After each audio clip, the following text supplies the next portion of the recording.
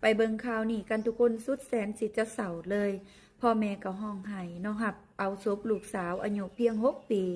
เรียนอยู่ชั้นป .1 ได้เสียชีวิตเนื่องจากอุบัติเหตุถูกรถของครูขับชนต่อหน้าโรงเรียนเลยเด้ทุกคนในขณะที่น้องกำลังข้ามทางม้าลายตอนแรกกาดบาดเจ็บสาหัสต่อมาก็ได้เสียชีวิตเนาะและครอบครัวของน้องเองก็ได้ทำการบริจาคดวงตาของน้องให้สภากาชาดไทย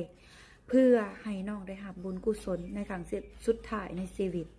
เรื่องนี้ก็เกิดขึ้นที่ประเทศไทยเด้อทุกคนจังหวัดบุรีรัมย์เนาะโดยมีรายงานว่าณวันที่23 มกราคม ปี 2569 กรณีเด็กหญิงกัญญาวีหรือเกลสื่อเหล่นเนาะอายุ6 ปีนักเรียนชั้นป .1 โรงเรียนแห่งหนึ่งในอำเภอคูเมืองจังหวัดบุรีรัมย์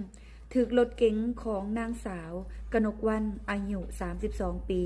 อาชีพครูพุ่งชนขณะกำลังข้ามทางม้าลายบริเวณหน้าโรงเรียนได้รับบาดเจ็บสาหัสก่อนที่จะไปเสียชีวิตที่โรงพยาบาลศูนย์บุรีรัมย์เหตุเกิดเมื่อเวลา8 โมงตรงคนลุกทุกคนหนาอีตนเนาะน้องกำลังจะไปโรงเรียนได้หันทุกคนณวันที่22 มกราคมถนนสายสตึกแคนดง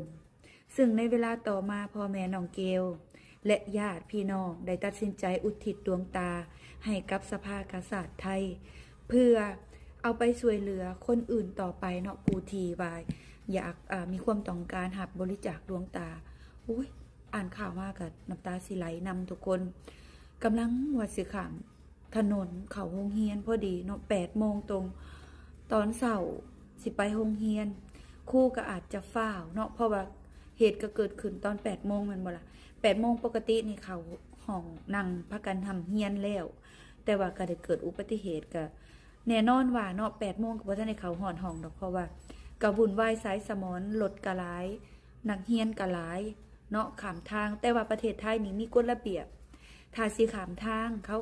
ถ้าข้ามตอนทางม้าลายเนาะทุกคนและผู้ที่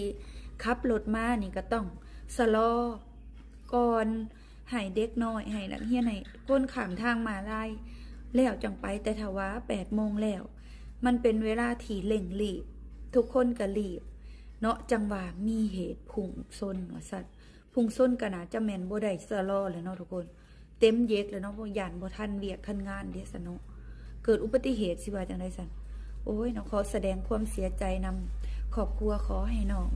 ไปอยู่สวรรค์ชั้นฟ้าเนาะเกิดเป็นศาสนาชั้นใดขอให้น้องเนาะได้ใหญ่